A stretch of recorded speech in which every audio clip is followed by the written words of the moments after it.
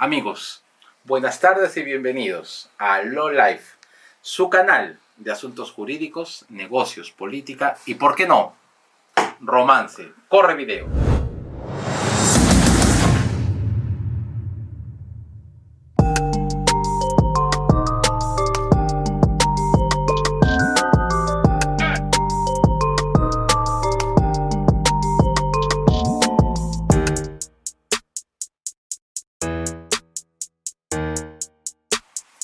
Vamos a empezar a definir qué es el trabajo.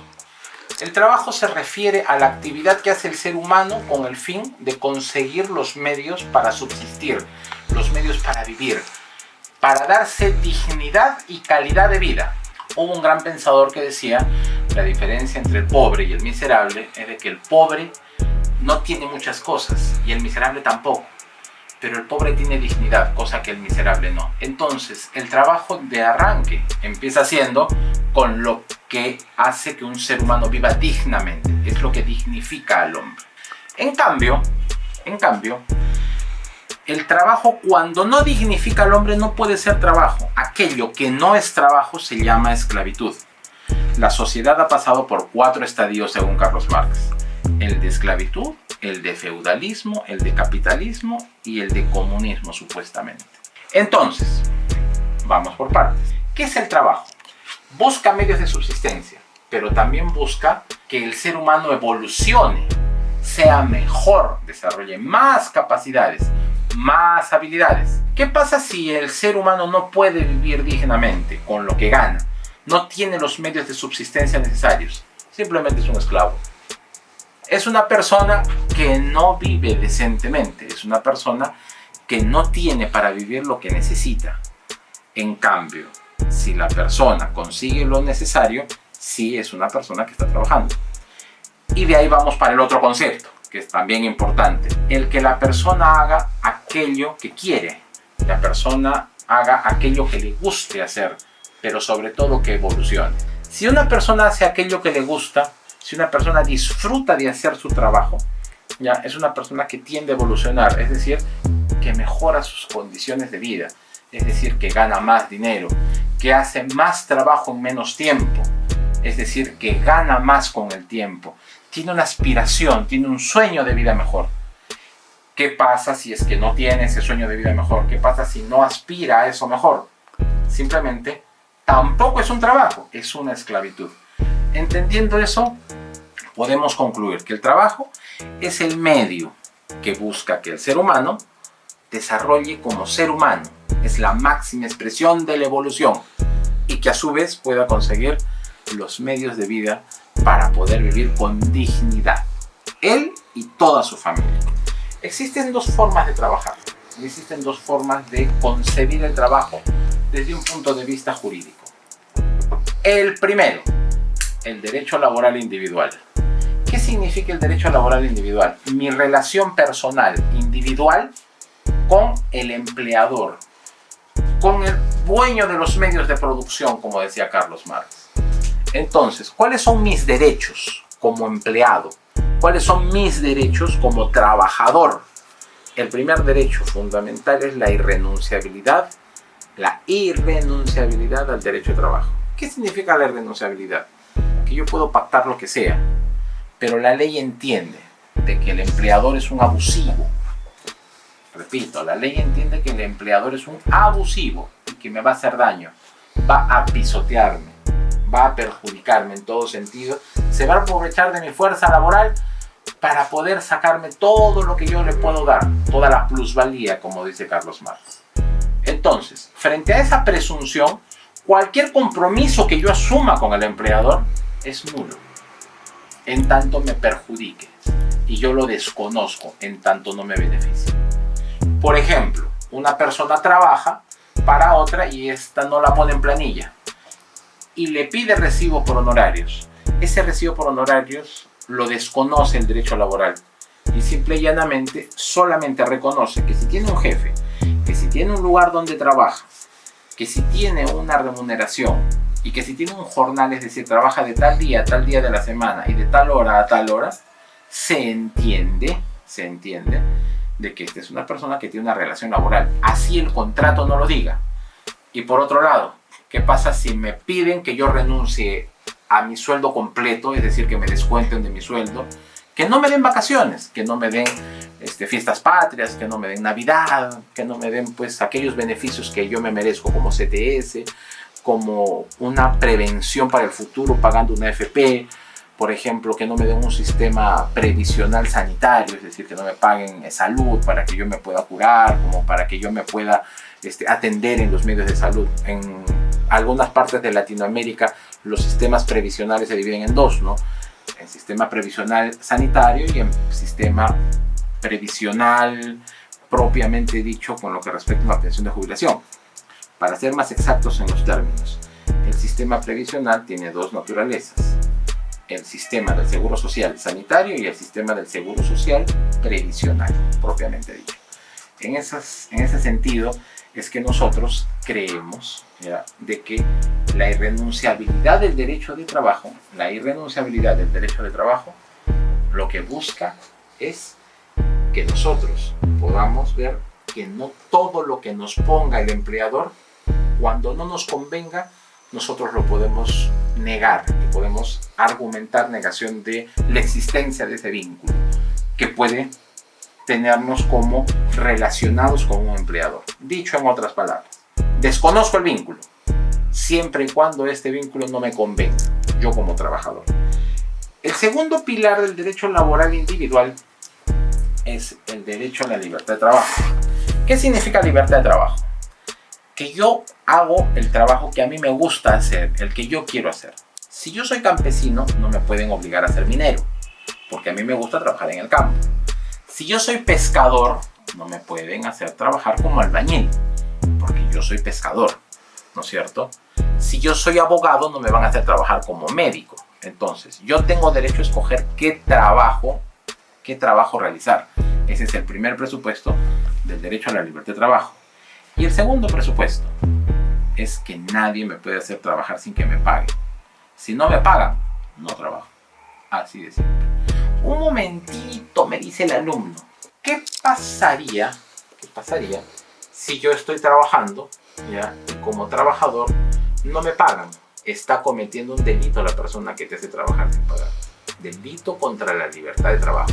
¿Y qué pasaría si me hacen hacer un trabajo que no me gusta? ¿Ya? Están cometiendo el mismo delito, porque están afectando la libertad de trabajo. El derecho, gracias a Dios, es muy amplio y está sujeto a múltiples interpretaciones, pero lo que queremos que entendamos es que son los pilares del derecho laboral individual. Pero acá viene lo más importante, lo más bonito. Una empresa es grande, yo como trabajador soy chiquito. Si nos peleamos, si nos agarramos a golpes, nos mechamos, ¿ya?, ¿quién gana? ¿La empresa o el trabajador? La ley presume de que gana la empresa porque la empresa tiene plata y la empresa tiene hartos abogados y los abogados son malos y son crueles con los trabajadores. Entonces, ¿qué debemos hacer? Simple y llanamente entender de que juntos podemos hacerle frente a esta empresa abusiva. Entonces, cuando hay una empresa abusiva, ¿qué surge? Algo así como un tumor cancerígeno, un sindicato, un grupo de personas que en el Perú, en las leyes peruanas, tienen que ser no menor de 20, forman un sindicato. Entonces, el primer pilar del derecho laboral colectivo es la libertad sindical. Yo tengo derecho a agruparme con quien yo quiera, ¿ya?, para poder defender mis derechos laborales. Y es un derecho irrenunciable, es un derecho irrestricto. Ese derecho al cual tú no debes renunciar. Si tú trabajas en una empresa que tiene más de 20 trabajadores, debes formar un sindicato, porque debes presumir que siempre hay un abuso por parte del trabajador. He dicho, caso cerrado, no se diga más. Me formas el sindicato hoy mismo y no me vas a venir con tonterías. Repito, caso cerrado.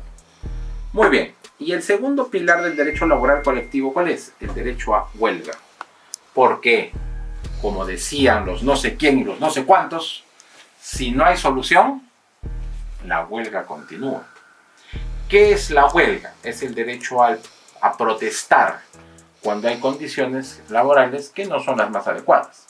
Es decir, si yo estoy en una situación en la cual no me siento conforme, protesto. me agrupo con mis amigos del sindicato, planteo una negociación colectiva, que es parte de la libertad sindical, reclamo, y si no llegamos a un acuerdo, me voy a huelga y protesto, piteo. Pero ¿qué tan importante es el sindicato? ¿El sindicato es bueno o es malo? Todos los extremos son malos. Si yo llevo mis sindicatos, así como los tienen en la Argentina, que son muy poderosos, en los cuales la gente quiere ganar mucho y producir poco, obviamente lo primero que va a pasar es que el país, como en Argentina, por ejemplo, un saludo para Cristina Kirchner, ¿ya? Un saludo para nuestro querido presidente Macri, un saludo para todos aquellos amigos argentinos que son peronistas y que creen que el Estado tiene que mantener un aparato estatal inmenso, grandísimo, enorme, y que eso trae que la economía de Argentina no se sanee todavía y que tenga la inflación más alta de América Latina, ¿ya? Hace que un país no prospere. Los sindicatos estadounidenses han hecho que Detroit, que era el primer centro en el cual se fabricaban los mejores carros del mundo, haya desaparecido, o sea, casi como un pueblo fantasma. Entonces, la actividad sindical tiene que ir de la mano con la actividad empresarial. No se trata de que sean enemigos, como decía Carlos Marx, el capital contra el trabajo contra el capital. Capital con la derecha, trabajo con la izquierda. No, son como esposos. Si se tratan con cariño ambos, el sindicato con la empresa, ¿eso qué quiere decir?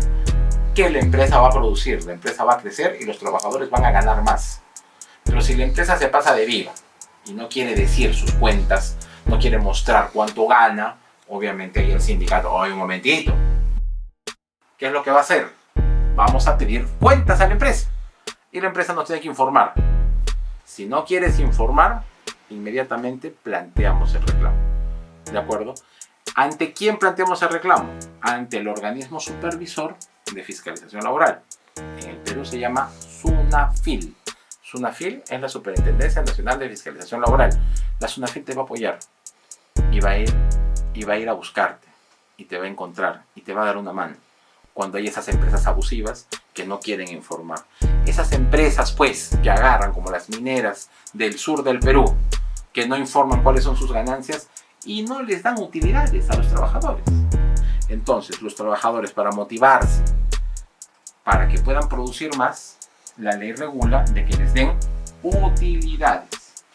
Esas utilidades hacen que el trabajador se motive a trabajar más. Pero si el trabajador no le da las utilidades, el trabajador no se va a motivar y no se va a poner la camiseta de tu empresa. Así que a todas las empresas no sean pues imbéciles. ¿De acuerdo? Y por otro lado, a todos los sindicatos, no exageren, sean prudentes, porque de su trabajo, de su labor sindical, depende el éxito de su compañía. Tenemos que ser pensantes y entender de que el sindicato con la empresa son como marido y mujer. Nos llevamos bien. Y si nos llevamos bien, nuestro matrimonio prosperará, nuestra empresa prosperará y nosotros ganaremos más. Pero si nosotros apretamos a la empresa no prosperará. Y si la empresa no apoya a los trabajadores y aprieta a los trabajadores, la empresa tampoco prosperará. Muy bien, continuamos entonces. Estamos frente al concepto del derecho laboral. Hasta aquí, a la altura del 13 de marzo, toda esta clase hubiera quedado acá concluida. Muchas gracias, mis queridos amigos. Nos vamos a descansar. Pero un momentito, estamos en el 13 de marzo. Nuestro querido presidente Martín Vizcarra dice, planteamos la cuarentena. Entonces, acá hay varios conceptos que quisiera que destaquemos. Número uno. Estado de emergencia. Estado de emergencia es una regulación que está contenida en la Constitución Política del Perú, que es una facultad presidencial por medio de la cual, cuando hay una situación extrema en el país, en la nación, en la república, en el territorio del Perú, el presidente tiene el derecho a restringir ciertas libertades constitucionales, como por ejemplo el tránsito o la reunión. El aislamiento social es la distancia que debe haber entre una persona y otra. La declaración de pandemia. Pandemia es una enfermedad que ha sido generalizada en toda la gente. Y ahí viene el cuarto elemento, la cuarentena. ¿La cuarentena qué significa? 40 días encerrado en tu casita. Y la cuarentena también se derivaba de que todo el periodo de incubación de todas las enfermedades se daban en 40 días. Por lo tanto, una persona enferma que pudiera contagiar a las demás personas, la aislaban, la ponían en cuarentena. En consecuencia, ¿cuándo ha sucedido una situación así en el Perú? Desde que yo tengo entendimiento, la verdad que no sé. No he visto un antecedente parecido a esto. Yo recuerdo que allá por los años 90 no hubo una cuarentena, pero sí hubo una pandemia, que era la pandemia del cólera. Pero la gente sí salía a la calle. Lo único que teníamos que hacer era lavarnos las manos con mucha frecuencia, hervir el agua, no tomar agua del caño, no comer ceviche. Me acuerdo que prohibían comer el ceviche porque en aquel entonces los desagües iban a dar al mar y los pescaditos estaban frente a los desagües y por lo tanto comer ceviche te podía traer como consecuencia que te contagies del cólera. El cólera es una enfermedad producida por una bacteria, pero una enfermedad de este tipo, una cuarentena de este tipo, un estado de emergencia de este tipo, la verdad que es primera vez en mi vida que lo veo. Hay un antecedente histórico, ¿ya?, que me gustaría que lo viéramos, que es el de la fiebre española. Para poder ahondar más en la fiebre española,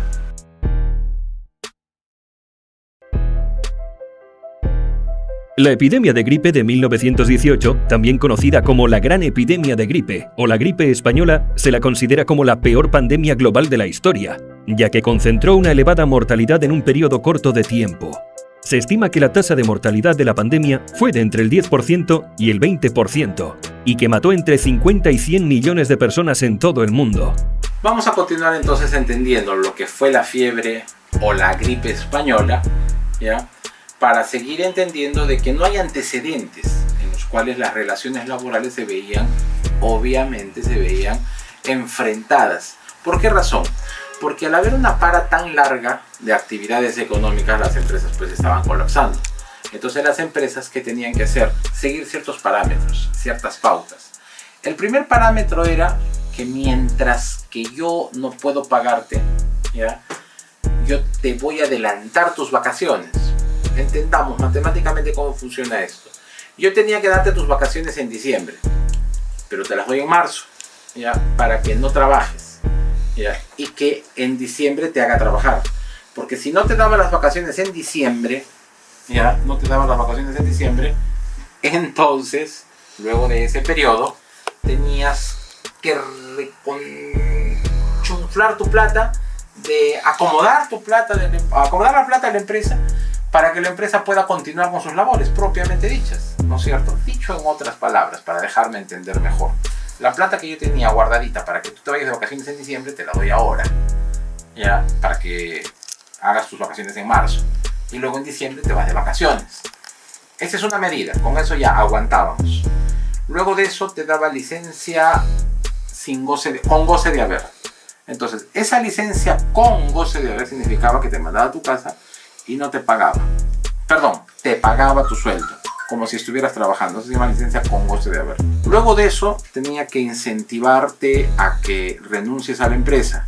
Pero para esto no te ibas a ir pues sin plata, porque hubiera sido un desempleado más. Y hubiera sido una carga para la sociedad. Entonces, se planteó en el Perú un sistema que se llamaba Reactiva Perú, por medio del cual se le daba préstamos a las empresas grandes. Bueno, en general, supuestamente debe haber sido para todas las empresas, pero aquí entre nos. Y eso nadie me lo va a negar. Solo era para las empresas grandes, ¿no es cierto? Entonces, le daban a las empresas grandes un dinero para decirle al trabajador: ¿sabes qué, compadrito? Por favor, anda nomás con Dios, hijo mío.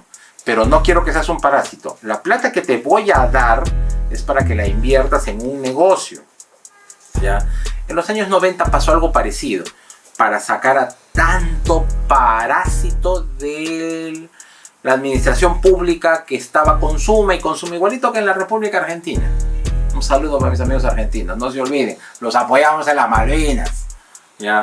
Y somos hermanos, pero déjenme hacerles la crítica constructiva. Ustedes tienen demasiada gente trabajando en la administración pública. En el Perú pasó eso en los 90 y todo el mundo salió. ¿Se quedaron sin trabajo? Sí, pero se quedaron sin trabajo por una razón. Toda su plata, que debieron haber invertido en negocios, lo primero que ustedes hacían era ponerla en salones de internet, y los otros comprar combis, y se dedicaban unos al transporte y otros al internet. Y los otros, ¿qué hicieron? Pusieron su plata en clave. chéverengue, ¿ya? Entonces, hoy en día ya sabemos, porque ya aprendimos la lección. No metas tu plata en CLAE o en una institución que no esté supervisada por la Superintendencia de Banca y Seguros. 1. Y 2. Si estás dejando de trabajar y te están dando un incentivo para que te retires de trabajar, volvemos a pensar en el hecho en el que definitivamente pues no tienes que ser un parásito, no vas a ser un desempleado, sino vas a tener la necesidad de volverte un empresario. Cosa que en el Perú falta mucho en la educación peruana para que los peruanos empecemos a pensar como empresarios. Un país es más poderoso mientras más empresarios tiene. Entonces, la tercera medida de Reactiva Perú era dar dinero para que la gente pudiera salirse con estos incentivos e integrarse a la sociedad, a la colectividad, ¿ya? Integrarse a la colectividad, ¿ya? Con un capital de trabajo para hacer un negocio, ¿de acuerdo? Y ahí había que estar pensando en cuál era el negocio que había que realizar. Por otro lado, dentro de Reactiva Perú había un tema que era muy importante, que se daba la posibilidad de que te doy ese apoyo económico, ¿ya? Siempre y cuando tú hubieras cumplido las condiciones legales. Es decir, te doy ese dinero para que no te quedes, para que no haya gente desempleada, para que no salga la gente a la sociedad, a la colectividad, sin trabajo y que se vuelvan una carga, que se vuelva un desempleo. Con el 1.000.000 de venezolanos que tenemos aquí en el Perú, o sea, estábamos hablando de una cantidad de desempleados que no la teníamos hace muchos años, en las peores épocas de los 90, del desempleo de los 90. Entonces, volviendo a nuestro punto, sacando cuentas, había que entender que Reactiva Perú era una medida del gobierno para esta condición sui generis. Pero luego de eso empezamos ya a tratar los puntos relacionados con el derecho laboral individual y con el derecho laboral colectivo. Número 1, para que yo te dé lo que es la suspensión perfecta, es decir, un tiempo en el cual no vas a trabajar y no te voy a pagar, ¿cuáles eran las condiciones? 1, que se le comunicara a todo el grupo de trabajadores para poder negociar en conjunto las condiciones de la suspensión perfecta y que los trabajadores pudieran entender que la suspensión perfecta tenía una justificación plena, es decir, que la empresa no quiebre. Si tú quieres seguir trabajando, propicia que tu empresa no quiebre. Entonces, para eso había que negociar con el trabajador con el apoyo de sus sindicatos. Pero hay un montón de empresas que no están haciéndolo. Obviamente, dentro de la experiencia que tengo asesorando sindicatos, eso me está pasando con frecuencia y eso está generando conflictos entre mis empresas. Bueno, no son mis empresas, las empresas en las que mis trabajadores sindicalizados trabajan, con mis sindicatos propiamente dichos. Conflictos, broncas, mechas, se están agarrando a golpes. Y como yo soy asesor de sindicatos, esto es la verdad, lamentando mucho que voy a tenerles que patear el trasero a estas empresas abusivas, ¿de acuerdo? Eso es por un lado. Y por otro lado, estoy refiriéndome al tema de los descuentos, estoy refiriéndome al tema de las licencias sin goce de haber, las suspensiones perfectas y todo ese tema que tiene que ser contemplado y tiene que ser negociado con la empresa y el sindicato. Quiero ir un poquito más allá. Hay situaciones jurídicas en las cuales se requiere un trámite previo. El sindicato tiene una función, que es la de representar a los trabajadores y de aplicar los mecanismos por los cuales se deba defender al trabajador, ¿ya? Pero las empresas como que están haciendo algo que no deben hacer. Y eso que están haciendo es abusar de los sindicatos. ¿Por qué razón? Porque el Mintra no estaba trabajando pues, en la época del estado de emergencia. El Ministerio de Trabajo no estaba trabajando. El órgano de supervisión o fiscalización laboral, ¿ya? O sea, la Superintendencia Nacional de Fiscalización Laboral tampoco estaba trabajando. Entonces, ¿qué pasaba? Que no se podían inscribir las organizaciones sindicales y las empresas muy astutas decían, tráeme tu acreditación de organización sindical, del registro de organizaciones sindicales. Entonces, obviamente, se tiene que aplicar supletoriamente las otras normas. El Código Civil regulaba de que hay asociaciones, puesto que un sindicato se conforma como si fuera una asociación sin fines de lucro, bajo esa modalidad, y dentro de ese contexto podían funcionar las asociaciones sin inscribirse. Por una razón sencilla, porque las asociaciones son sin fines de lucro. Los sindicatos son asociaciones civiles sin fines de lucro. Entonces no era necesaria la inscripción. Voy a ponerme en el contexto de una comunidad campesina donde los campesinos lamentablemente sean iletrados. ¿Cómo le vas a pedir una inscripción de un registro de organización sindical? Esos trabajadores mineros que trabajan como mineros de socavón y que en su gran mayoría son también iletrados, ¿cómo le vas a pedir una inscripción? O sea, ¿de qué estamos hablando? Pues, o sea, ellos no gozarían de la protección de la defensa sindical o de la protección del Estado para el trabajador o de la protección del Estado al despido arbitrario o de la protección que da el Estado para los efectos de la irrenunciabilidad de los derechos laborales. No, todos tienen derecho a ser defendidos. Por lo tanto, se aplica supletoriamente el Código Civil en lo que respecta a asociaciones civiles no inscritas para poderse acreditar como sindicato para los efectos de la relación laboral colectiva. Entonces, no me vengan a mí a decir que como que tenemos que inscribirnos ni nada por el estilo. Número uno. Número dos, no me vengan a mí a llamar a trabajador por trabajador, ya, uno por uno, para que la empresa, el gerente de producción, gerente de finanzas, gerente contable, gerente de recursos humanos, abogados, contadores, economistas e ingenieros industriales se me echen con un trabajador solito. Uno solito. Y lo peor de todo, que entre el grupo de las personas que negocian con el trabajador solito, están los jefes del trabajador que lo miran así con cara así de vas a ver, te voy a votar, así que tienes que lamerme los zapatos para que no te vote. Jo, jo, jo, jo. Imagínense pues, eso es una fórmula coactiva. Están coaccionando a mis trabajadores cuando los agarran solitos. Entonces, ¿qué tal si yo agarro y me pongo al lado de mi trabajador? A ver, pues, compadre, a ver, pues, hazlo hacer lo que mi trabajador no quiere. Haz hacer lo que mi sindicalista no quiere hacer. Estás yendo contra la libertad de trabajo. Y encima lo quieres esclavizar a mi trabajador. Estás loco. No lo voy a permitir. ¿Y quién soy yo para impedirlo? El abogado del sindicato. Amigos del sindicato, los llamo y toditos vienen. Y vienen con palos y piedras. No me interesa si me llaman terruco, no me interesa si me llaman huelguista, no me interesa si me llaman comunista, no me interesa. A mí lo único que me interesa es el bienestar de mis trabajadores. Si nos ponemos de acuerdo en buena ley y me muestran sus cuentas y me dicen, la empresa está mal, ¿puedes hacer un sacrificio? Sí, lo voy a hacer el sacrificio. No te preocupes, pero gracias por la forma en la que me estás tratando. Pero si de pronto vienes y me quieres amedrentar a mi trabajador, lo agarras solito y lo agarras desprevenido, lo vas a hacer firmar a mi trabajador un convenio que no le conviene.